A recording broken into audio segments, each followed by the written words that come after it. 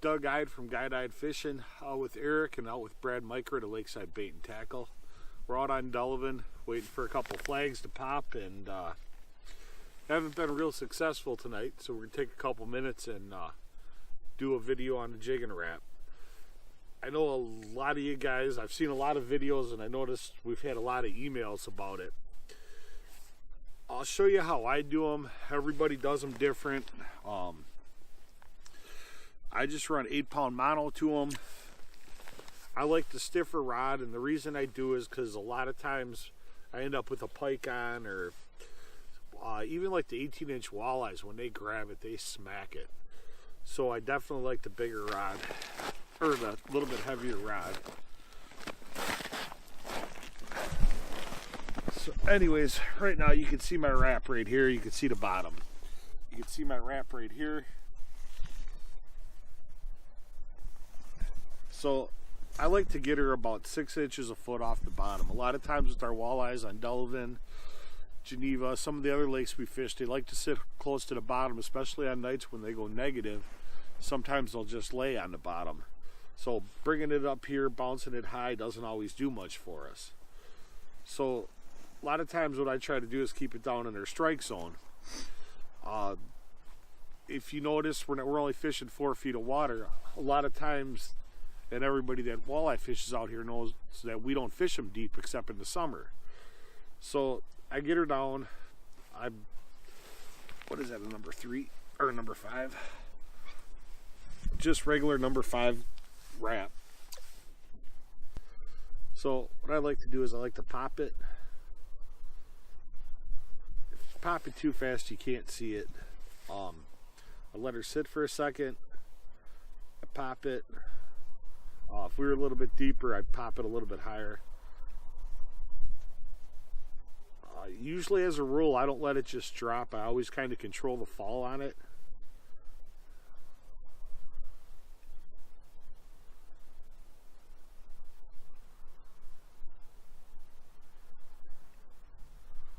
And what I'm doing is just waiting to see that fish come in. When the fish does come in, a lot of times I try to get above them and get them to chase it up.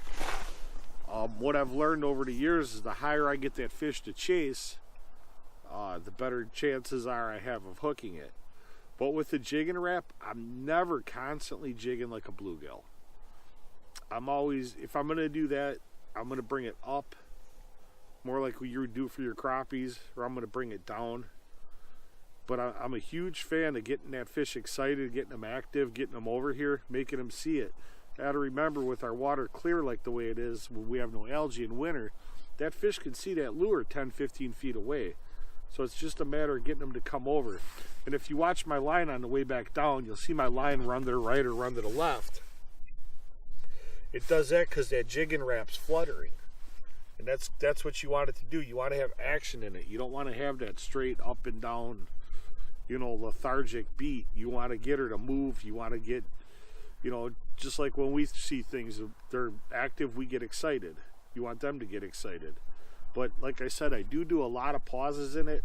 Right now I'm on the bottom where I'd pause for a minute, pop it, control it back down, pop it, control it back down, let it sit, bring it up.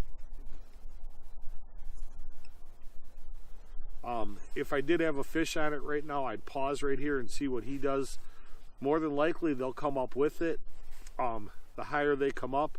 The one thing I will say, and this is one mistake I see people make all the time, and I do it all the time, every time you put one on, check your drag. I like using the Seamars by Okuma, and the reason I like using them the most, the drag is so smooth. You can barely hear it come out. It's always nice and steady. The way they have them designed for ice fishing, I think they call it cyclone technology. If you look how that reel's bent, when you have water on it, you know how your line's constantly freezing in your reel? It's actually designed to throw the water away from it. So for ice fishing, I think they're one of the best reels on the market. But thanks for it, and any questions or comments, please let us know. If you like what you see, please subscribe to our YouTube page. Again, you guys have a good night.